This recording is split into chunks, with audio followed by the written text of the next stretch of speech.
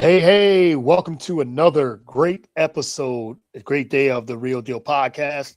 I'm your host, as always, Courtney Harding. Glad to be back with a new and exciting episode. I have a great returning guest back on. It's been a minute since we caught up, so I'm glad to be able to catch up with her once again, reconnect and all that, see what she's been up to. But before I bring her on, hit my music, let's get started. Let's get it.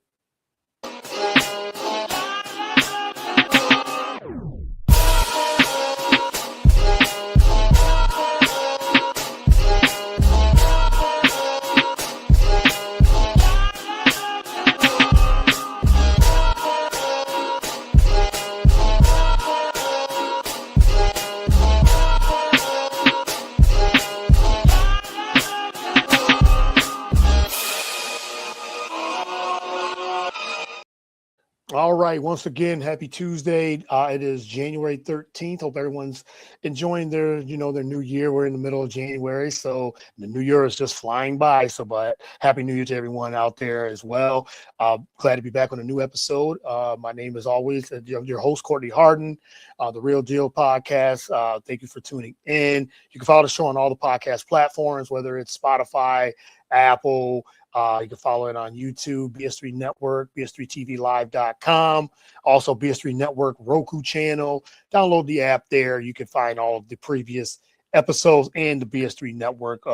Credible guests, incredible hosts and episodes there as well. And you can follow me on all the social media platforms at Get the Real Deal on Twitter, Instagram, Facebook, Blue Sky, TikTok. I'm on all those platforms as well. But I am very excited to catch up with my returning guest. Like I said, it's been a minute. I think the last show we did together was in 2024, so it was good to get her back. She said she's got a lot to discuss, a lot to talk about, so I'm excited to have her on. She is a sports journalist. She's done production, been in the media for a minute as well. I want to welcome back to the show Janae Ain Bradford. Welcome back. Really appreciate it. Hey, and Janae. Janae. Yes, Janae. I know that. Janae Ain Bradford. Sorry about that. Janae, yes.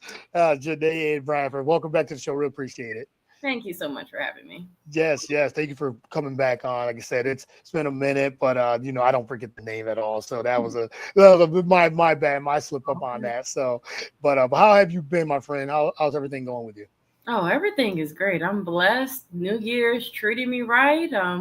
We just pick up where we left off on everything going on. No, I really have been good. It's been a good year for me. 2025 was a great year. That's good.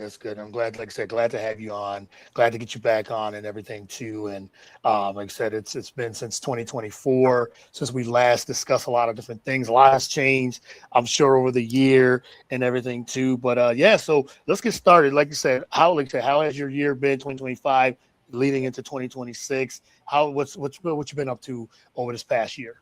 Yeah, I feel like the last time we talked, I was in Memphis, and I'm not in Memphis anymore. I'm in Indianapolis, Indiana, working for WTHR, Channel 13, the NBC station here in Indianapolis. And that's good. Wow, I think I started around May. Yep, I started in May 2025, and it's been fast paced, but I love it. This city is not dull whatsoever. We're in the capital of the state, so you get a little bit of everything from sports to politics to weather. I haven't been in the Midwest in a minute. Yeah. So they get a little bit of everything, but I love my team. I love everyone that I'm working with and the work that I do here. And I can definitely see growth in this journey. Like from Arizona was probably the first time we talked, and I was in school. Yeah. Yep. Memphis, I started to create an identity for myself as a producer. That's what I'm still doing here in Indianapolis. And now I'm on their morning shift and their weekend shift. So I'm learning everything early in this business. So I don't take it for granted. I love it. So that's pretty much been my life for the past 9-ish months now. Yeah, almost a year. Yeah, it's interesting because it seems like the episodes we have done together, as you said, you started in Arizona, now in Memphis, and now Indianapolis, Indiana. So it's like a lot of different markets, news markets, and sports for sure. So my first question would be, what's like been the differences in how you cover each and every time you've been in different states? Ooh. Um, let's see. Well, Arizona, since I was in the sports journalism master's cohort, we were obviously sports heavy every single day. Yeah. And so I knew when I got the job for Memphis, sports was definitely going to get pulled back a little bit. But I knew if sports came up in the city of Memphis, which it will at times with Grizzlies and Tigers and everything and Ole Miss and all the things, anytime I had an opportunity to get my feet wet and do sports there, I took it. And when I got the offer for Indianapolis, I was like, oh, this is a sports town. I know it. There's no like sports could be the lead of my newscast. Like it's that big here, and that's literally our story right now with the national championship with IU. So yeah, that I would say that's been the biggest shift of like where my focus has been. I do appreciate having more of a news background now because I know that I can pretty much cover anything. So when sports comes into the newsroom, it's like, oh, I've been waiting for this moment since 2022. Like so. That's pretty much been the biggest difference. And with sports being so important here, no matter what team it is, we go big.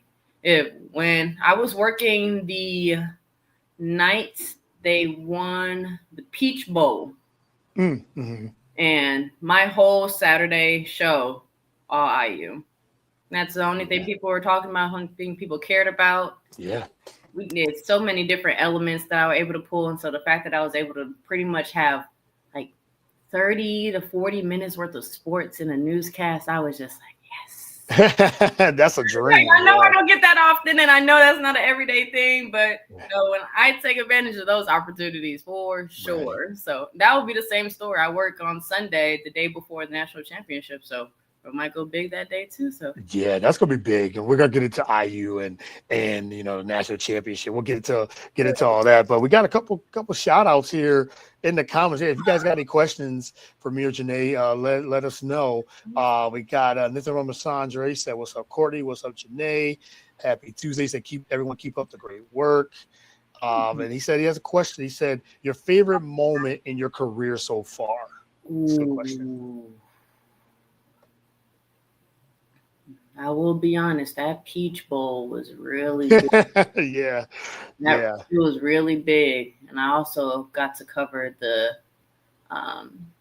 Pacers going to the finals, and that whole playoff run was right bananas. But honestly, I have to go all the way back to Arizona. No, I'm just this young grad student. No, I'm the only producer in the cohort that knows sports, and we get the Diamondbacks in the World Series and Eagles and Chiefs in Glendale doing the Super Bowl. And doing that so young, I was like, what? I just couldn't believe it. And at the same time, for that to be a student's experience I'll never forget that at all. So, I don't have a favorite yet. I definitely want to do more WNBA stuff. You know how I am with that, and I know we'll talk about that later. So yes, we got a lot to I did some big WNBA stuff. The Fever want to go all the way to the chip one year, and I'm still that's taking it.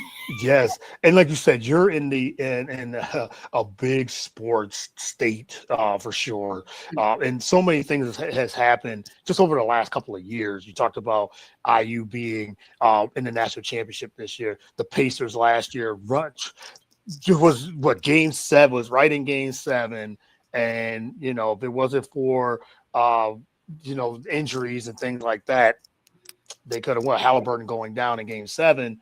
That was, I'm sure that experience was just covering it and being in the middle of that as well. So, and then you said the Indiana Fever getting to the conference championship, getting so close to getting to the finals in the WNBA. So it's been a, the Indy 500. You got so much different things Mhm. happening. That's the one of the biggest sporting That's events. a given. That's Yeah, right, we got right. one of the Yes, yes. flag. There it is. Yes, see. So for sure, shout it out. Yeah, so that's tremendous. And you're like I said, to be, as you said, to be a young journalist and to be a young producer, should say there and just in general and just being able to see those stories unfold and those, those games unfold. I'm sure it's like it's a big thing, a huge thing Oh, for you in I don't for your career. at all. This is insane. Like I sometimes like forget this is like a job sometimes and I'm not in like Mhm. school anymore. Just like getting Yeah, blessed with these opportunities. No, we cover them and we go yeah. big and we own the coverage for the entire state and sometimes for the country, especially with the championship for football. Yeah. Yeah, for sure. Yeah, and I want to go back to the production side of it. I know we talked about this before, and I love to hear the production. Like, what's your day to day like? As you said, sports can be the main story, the lead off for a newscast, and you cover all these things. And you said, okay, Indiana is in the national championship, so that could be it. But to get, like you said, to get time 30-40 minutes on a newscast and be able to produce that is I'm sure is like tremendous. But what's your day to day night? I know that's like a question that probably changes for today and tomorrow, the next day. But like, what is like like a typical day to day, if there is a typical day to day for you? Now is this for a sports heavy show or just a regular? It could go both ways. Either way, either one. Okay. Well, since my mind is still living in Peach Bowl land, Yeah. yeah, the leading up to that, like we had a set schedule all week of who's going live for where, what, when, what content they'll lead. Working the morning shift. Our team usually just leaves the content that they shot overnight for us. Or if the story is that big, they might be live in our morning show. So we did a little mixture of that. So we had reporters in Atlanta. We had our sports team, of course, in Atlanta. We had fans in reporters covering fans in Bloomington. Same thing for Indianapolis. So they're leaving behind all this content. And so when it came for Saturday morning, when we're revealing the winner, like IU won, they're going.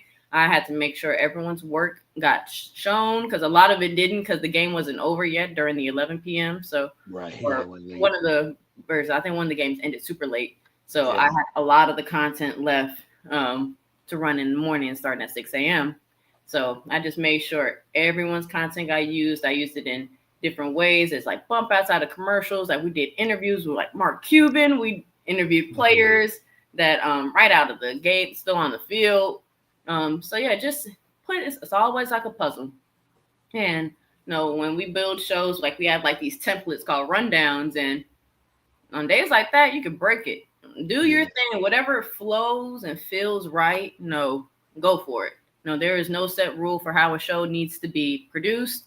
Only thing we cared about is just hitting certain times, like being at a commercial at a certain time, or make sure we're coming back in at the 30 hour or whatever. So yeah, it's just seeing all the content we have available, seeing how I can use it and organize it there. And that's pretty much the same with a non-sports heavy day. We see what was done the night before. We monitor overnight news.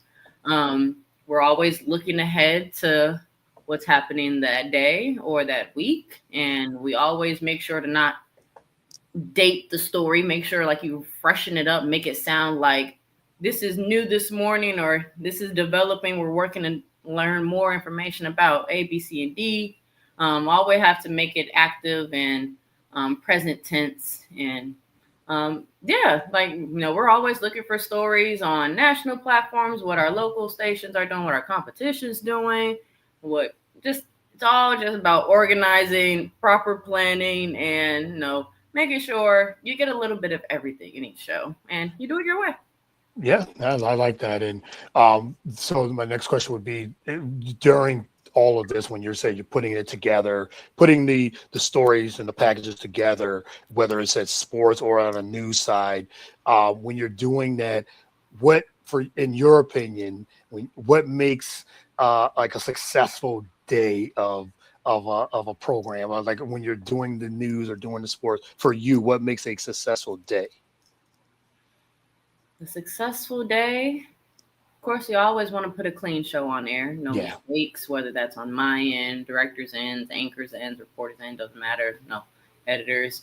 No, if all of us come together and execute the vision I drew out and it's executed correctly by directors and everyone else, then that's a beautiful ending. Of course, every day doesn't start pretty, but honestly, if the show looks good, that is a good day. Like, it might feel hectic in the newsroom if something's going on, but if a show looks good for the viewer and the viewer can't tell if anything happened wrong, then I'm pretty happy. But Okay. as Yeah. far as like content, no, like I said, a little bit of everything. Like, you're gonna have shootings in any major city, so that's Yeah. a given.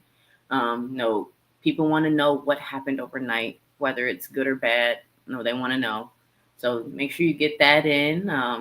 If there's anything that's impacting them, like are any lawmakers meeting today to discuss something that can impact your taxpayer money or something that can impact your kids' education, like people want to know like what's going on at the state house, even though it might sound not as upbeat and up like boring. I don't even want to say that word, but like at 6 a.m. you still want to be able to inform people without like ruining their mood for the day. Like you kind of have to monitor that a lot, but also not ignore what's going on. And yeah, that's pretty much it. Yeah, no, and that's interesting because I know, like as you know, like the news can be very heavy, and we said with shootings or robberies and things like that, and sometimes those first 15 minutes, 10, 15 minutes is like back to back to back, so that probably sure turn people off. But as you said, you're there as the producer to say, I have to produce this show, and we gotta have it's got to be informative. We got to put the news out so it could be a productive newscast. And even for sports too, there's some things that happens in sports where I know a major injury to a player or coaching gets fired or something. We have to tell that because it's informative, it's news and everything too. So it makes you wonder like how pick and choose to success. I'm sure there's so much news that you want to tell, but you're not able to in a time span, a half hour, an hour, whatever it is. Usually a newscast is usually half an hour, but there's different times: 5 o'clock, 6 o'clock, 11 o'clock, prime time, things like that. Some news, like here in Philly, there's news at 11, there's news at 12, there's news at 4, 5, 6, 7, and then 11 is like So it's a busy day, but there's like I'm sure there's certain news that there's some left on the cutting room floor. Sure. No, that I'm so glad you brought that up because there are days where it's like, oh my God, all these stories are so important. I can't fit them in my hour. Yeah. And so that's where me and my other producers, communicate and be like, hey, let's say I'm doing the 4 a.m. show. Hey, I can't get this story in. Are you able to run it in your 5 a.m. hour? Are you able to run it in your 6 a.m. hour? Are you able to put it on our stream that's on our like the TV app that people can download, WTHR Plus? And so we make sure we divide and conquer. Like a lot of the national stories, every show could have a different national block per se. Right. Some of the local crime stories might get repeated in every show, but we all like talk amongst each other, be like, hey, like, no, are you running this again? We probably don't need to run that twice. Let's just run it in your show and create the puzzles for each other. I'm glad you mentioned that. It's not hey, you didn't think this story was important. It was, no, sometimes it's like, all due respect, like every story we're talking about is on our website. So if you think we missed something, like check our website. We might have it up there, but there's only so much we can fit in shows some days. Yeah.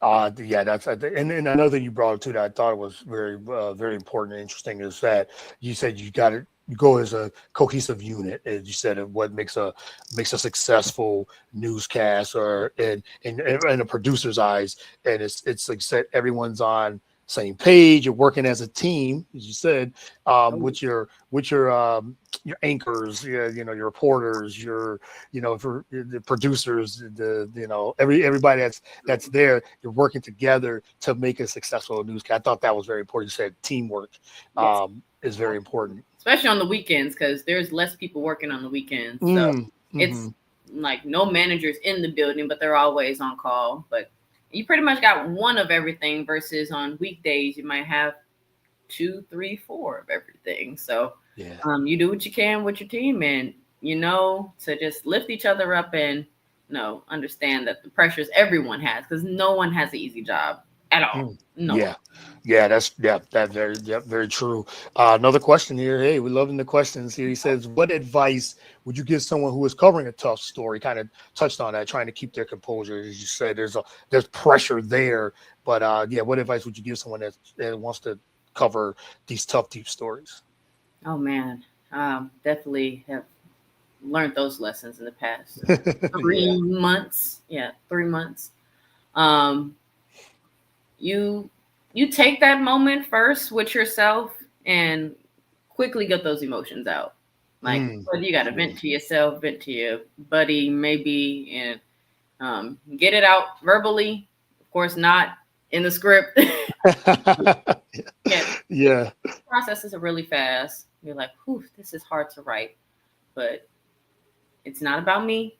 It's about letting people know what is going on.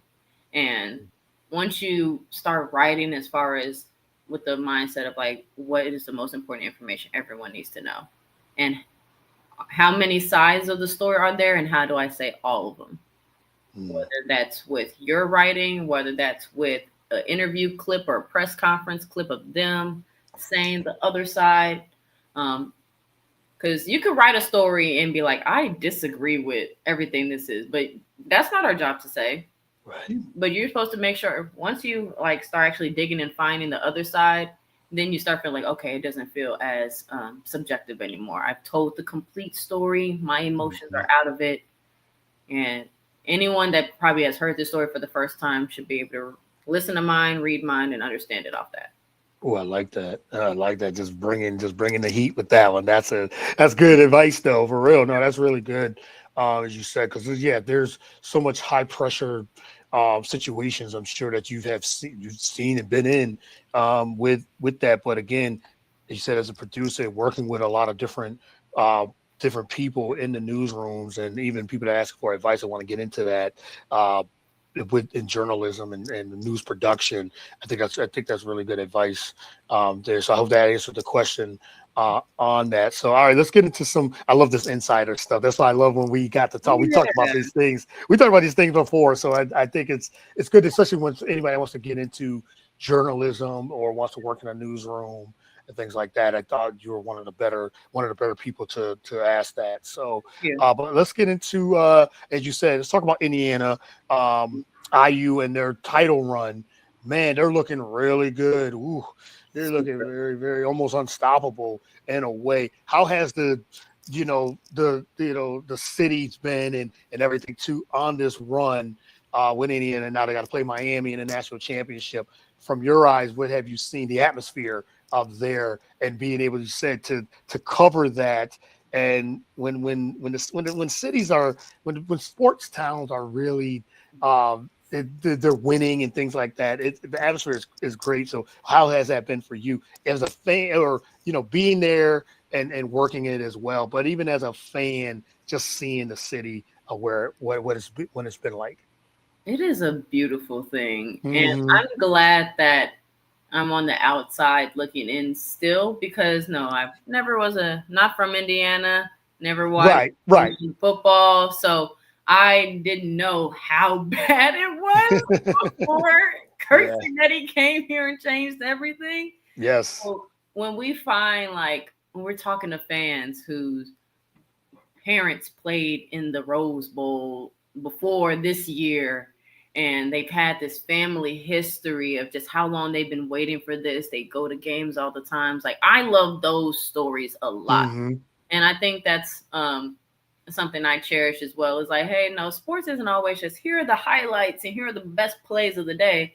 But Yeah. there are a lot of personal connections to this. And that's honestly one of my favorite things about this matchup. No, we have IU has a lot of players that used to play in Miami or for Yeah. Miami. And Yeah. then our Heisman quarterback, Fernando Mendoza, was born and raised and has a strong bloodline in Miami. So while Miami is playing at home, a lot of IU people are coming back home too. So that's gonna be Yeah. amazing to see those like human interest stories. Mm. And Yeah.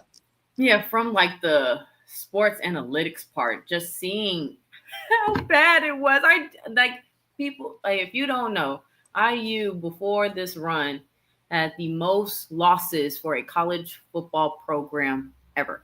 Yeah. Yep. Ever. And Ever. who knows Yep. how long the university's been open. I'm not that knowledgeable, but just you just think about like, wow, like ever?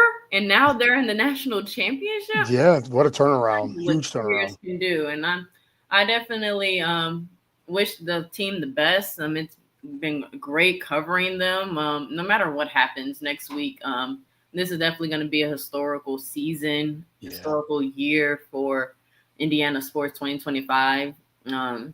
And I'm honestly just glad to be a part of it and share those stories. Yeah, and that's the thing too. You said the human element, the human storylines of the element of that. Um, I think that's a big storyline heading into this game. Is you said players from Indiana, are in from the Miami area, have Miami roots, and now heading back to Miami to play against the Hurricanes. And I mean, even on their side too, the U hasn't been relevant in years, and how they got in too. It was like there was questions like should they even deserve to be in, the college football playoffs and things like that. And now look, they took advantage of that and say, hey, yes, Yeah. we're here.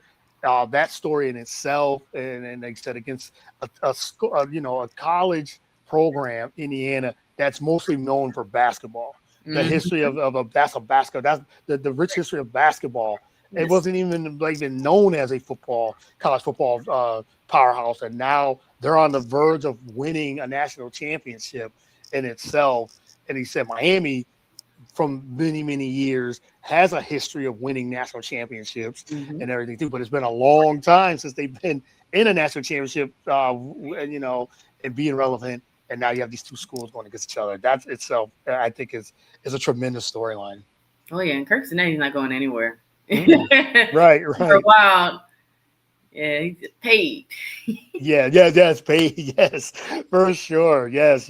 So I'm looking forward to it. I've enjoyed this, um, this college football playoffs because of the schools that have been, there's no Georgia, there's no Alabama, no Ohio State.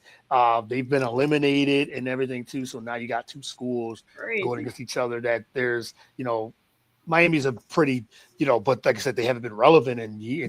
years, everything. And then they said Indiana basketball. That's a basketball Eat. college mostly. So university usually known for Mhm. basketball. So yeah, I love that storyline in it as well. So all right, let's transition into as you talk about the Indiana Fever, WNBA. A lot of things is happening with that, with this collective bargaining and everything too. First and foremost, what's your thoughts on how this is being handled now?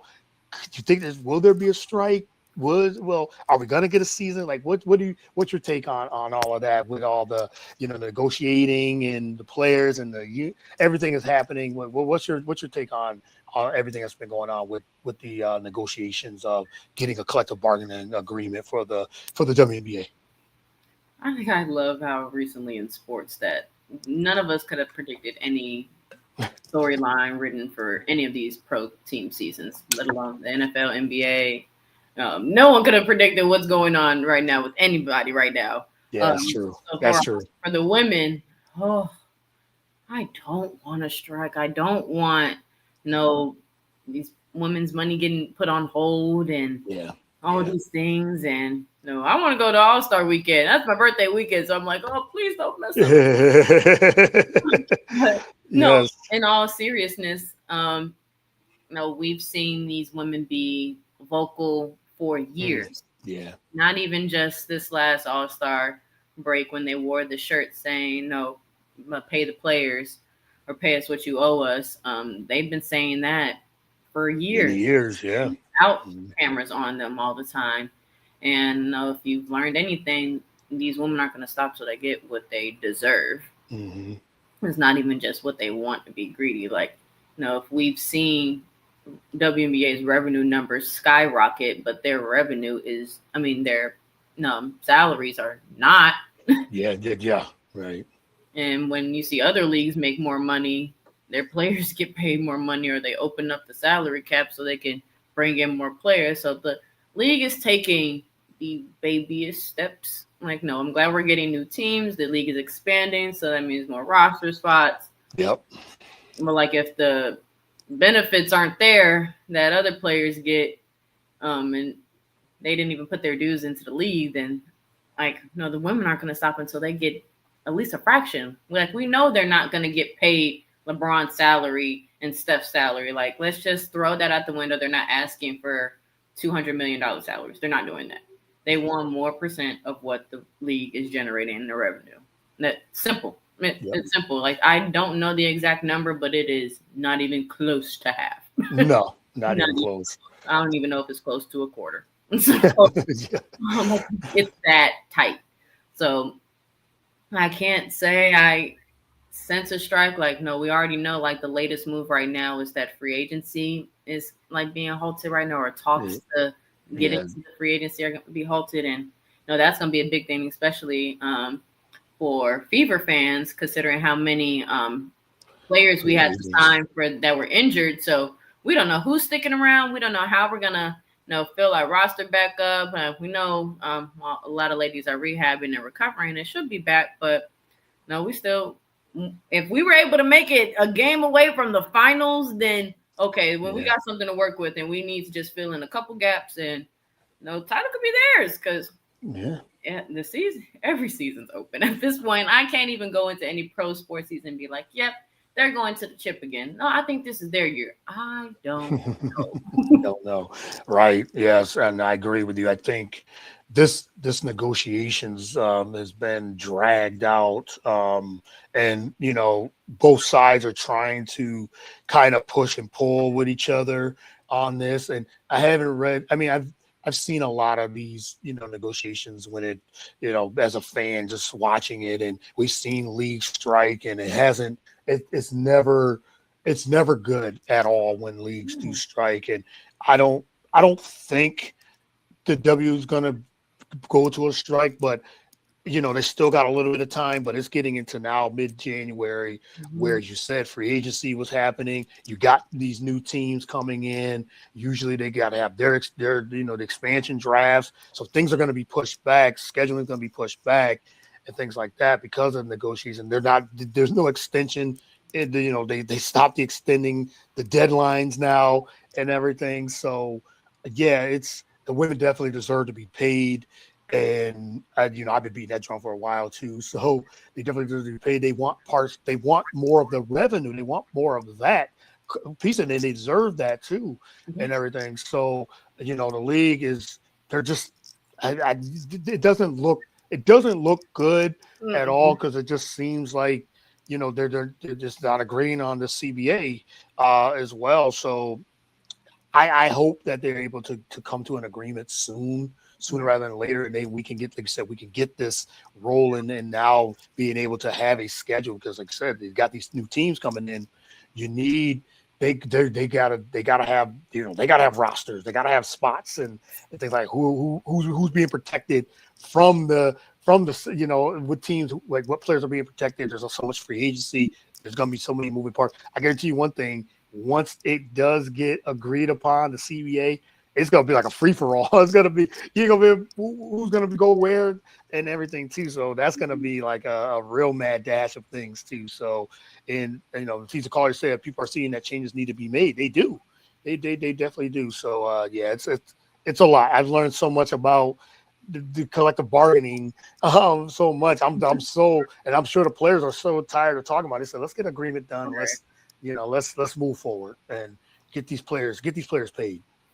Oh yeah, and this league is only growing, and it's only growing. My favorite part about women's basketball is the tight knit pipeline between college and pro level. Yes, absolutely. Like we've been following these girls since almost high school to some degree, or their freshman years of college. So as big as their names are getting, we're about to get the Flagees and the Azies and the Sarahs and the Jujus, and everyone after that and the Hannahs. Like, Yeah. you think these women that are making hundreds of thousands, probably millions already, aren't going to be just as vocal too about things they want to see, things that like they're being treated better in college than the pros? Yeah. They're going to say something. So Yeah. get ready, buckle up. Yeah, then you add in the NIL, and you have that on top of, and you got other leagues like Unrivaled, the upcoming Mm-hmm. Project B. So these Yes. women, they're trying, they just want to they're getting paid. And as you said, with the league over the last couple of years, these women have been fighting for this for a long time, and the WNBA, they weren't ready. They should have been ready when they saw the trajectory when Caitlin Clark came in, when Angel Reese came in, that draft class came in and really boosted the viewership and everything. And then now you got the Paige Beckers, and as you said, you have the Juju's getting ready to come in, and things like that. The Flajay John, you got these players there. So the league should have been ready, and now here we are in the CBA. They should have been negotiating this beyond and able to, they should have saw the trajectory, and it's going to just continue to keep building and building and growing and growing. And now because you got the new TV deal that's going to be kicking in Yes. this year as well, so that's been negotiated, and now it's just paying the players. That's it. That's That's it. I know that's it's it. not that easy, but I mean, Right. come on. Just But it should be. It can be. yes. Right. It can be. And maybe, like I said, maybe it should be as well. But we'll see. We'll see how that goes. I know we're gonna keep our eyes open on that, and we'll look forward to see what happens with that. So, but I want to get just a couple more before I let you go. Like I said, it's been good catching up with Of you course. I love and it. everything. Yeah, we can talk. We can talk this for hours, but I know we got things to do later on. I'm sure, like work and all that too. So we gotta. But we talk about journalism, and we had this past Sunday. It was Sunday. Jacksonville Jaguars coach, and journalism and things like that. There's been a lot of talk about this, and we had a reporter in Jacksonville who asked was at the presser and was giving the coach that just with Jacksonville Jaguars eliminated from the playoffs, was just giving them encouragement, and just saying, hey, you had a great season, and just in some words of encouragement and stuff like that. Oh, how had that been a story for the last 2 days of supposedly of this journalist being a fan, not asking a question and all this and this. What's your take on this as someone in journalism and graduated from journalism and everything? What's your take on that whole story? As somebody that has been in those post game Yep. rooms, Mm-hmm. If you go enough, you see the people that have been going to those post games for years. Yes. To the point where coaches and players know them by name. Yes. They got an assigned seat maybe, or an undisclosed one or something. But like reporters build a rapport with the teams and organizations that they cover all the time. And I believe that woman, she said she worked in her role for like 20 years. So 25 years. Yeah. she's seen the beginning of this like franchise, and who knows when the last time they were relevant. So for them to get to this point and be this close to making it to the next step, pretty sure the coach knew who she was. Like, she wasn't a random to him. Right. I've talked to him for multiple years, and it's the end of the season for them. It's not like this is after game one. Did she say, like, I love you guys so much, you're my favorite team in the world? She pretty much just said something that a real person would have said with a heart. Yeah. And it's not like she's gonna write that in her story. She was just being a human for a second, which is okay. Like, when I'm almost certain when some reporters go out and they cover these shootings and stuff, and they have to talk to the family that just lost a family member, like, they have to empathize with them for a second. Yeah. They might not do it on camera and it's being broadcast, but they make sure they build some kind of trust between their subject. Mm-hmm. So if comes a case where they need to talk to them again, they have a great relationship and they keep it just like that. She did not cross a line. And I think, like you mentioned, like sports is a cruel world, and in football, coaches get fired immediately. Immediately after 1 year, sometimes just during the season, right? You can and as a Chicagoan, I know what it's like to have someone that had a winning record and then get fired. Yep. So, Yep, me too. I think it's just, I think it just comes a time where, no, that was the perfect time and place. Like, it's not like she did that after every post game. I don't think everyone even saw the whole press conference. She probably did ask great questions and then save that last comment for the very end of the press conference when they're about to leave. So, yeah, guys, we have a lot more things to talk about. Yeah, we got a lot more, and yeah, we're so much. To live. Yeah, There's a time and place, but she picked the right time and place. I 100% agree with you on that. I had no problem with it at all, and I understand. Some journalists are saying, and the thing is that gets to me. It was 19 seconds. It was 19 seconds where she encouraged Coach, and I'm gonna give her Lynn Jones. I'm gonna give her a proper Lynn Jones of Jacksonville Free Press, and her comments, and were people are getting bent out of shape and saying, well, it wasn't the right time. It wasn't that should have been a one-on-one or anything like that. How did she get a credential? And so I'm glad she's been on a lot of different platforms talking about. I've got 25 plus years. I'm not a nobody. I've been working hard at this. Coach called on me and I got the thing. They were like, oh my goodness, why was she asked a question? How about this? We're tired of all the toxic things that people talk about when it comes to it's sports. It's supposed to be fun. It's supposed to be, light and everything too. It's not that serious. This guy just lost in a football game, an important football game, and he's down. He doesn't want to maybe answer questions about the X's and O's, what happened, and things like that. Maybe he doesn't want to answer those same questions over. It was good to have something refreshing on that. And I was so glad and I'm glad she's standing on business about it too and say, I would do it again. I got my opportunity. As you said, it was the right time and everything too. Something that is not the post-game setting. Who's to say what is a post-game setting? What's the right question? What's not the right question? She wasn't being a fan. She was actually being a journalist that was just giving credit and giving something, a human element of it. At the end of the day, we're all human. And she just said, you did a good job. I'm wishing you the best. And that was it. It was 19 seconds. It wasn't, like I said, we got bigger things to talk about when it comes to the important stuff to talk about. So, yeah. Exactly. I know we can all think of a time where one of our favorite announcers or anchors was doing a post-game interview in sports and gave a compliment to the player. Mm-hmm. Yeah, right. Come on, guys. It's not that big. It's not that big of a deal. Yeah. In the current climate that we're living in, with all these things that are happening, a way more drastic and important things, just like, come on. It's like we need, and I think that these people, some of these people are on their high horse, need to get over themselves when it comes to this and everything too. So I just saw a tweet that someone said she had an uptick in subscriptions. Yeah, because people are really now following. I'm glad. I hope she gets more of that too. I mean, keep doing your thing. That's from me and Janae, keep doing your thing, Lynn Jones.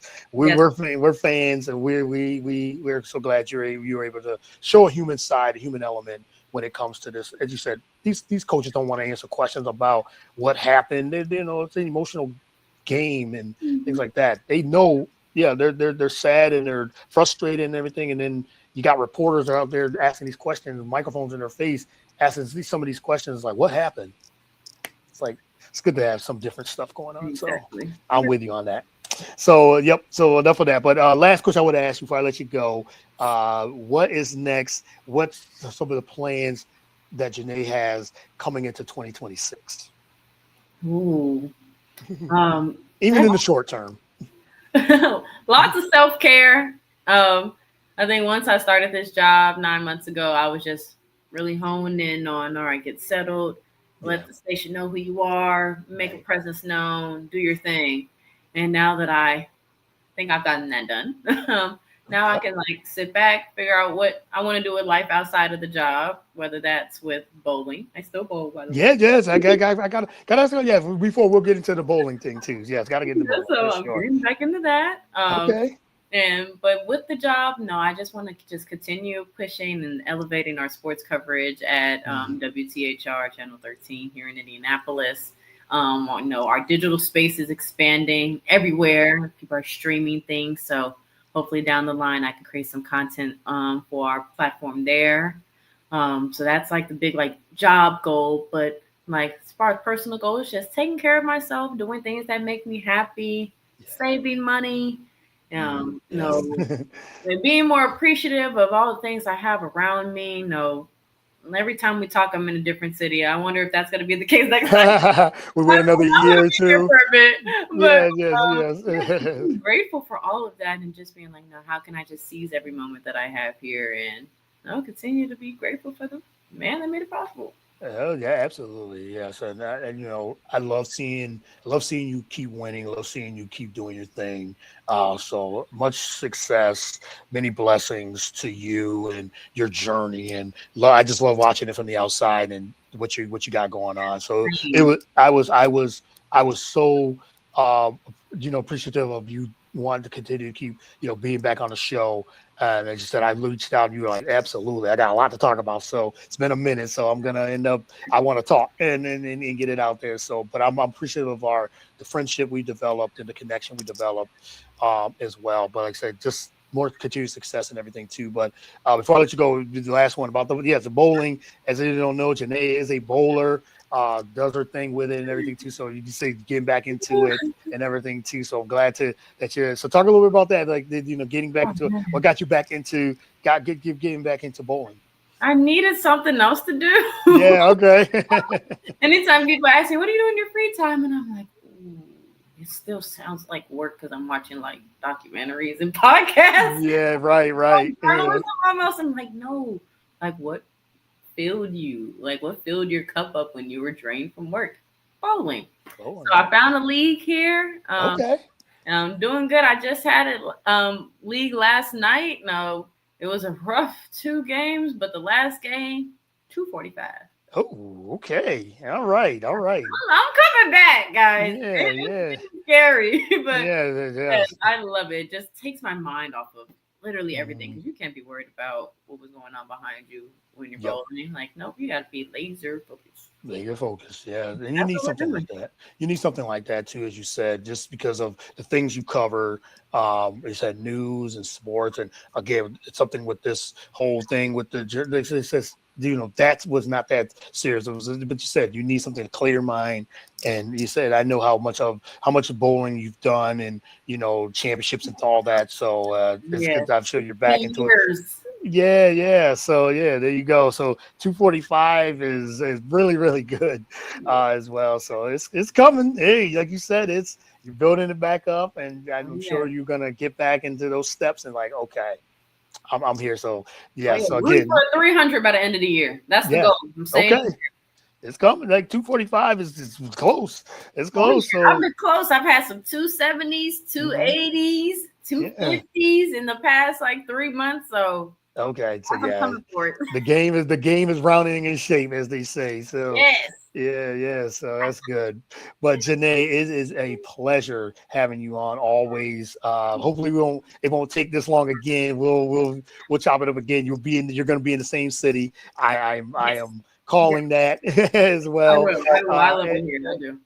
but I'm glad, like I said, glad to have you back on. I really appreciate you. And again, thank you again for doing this. Really appreciate it.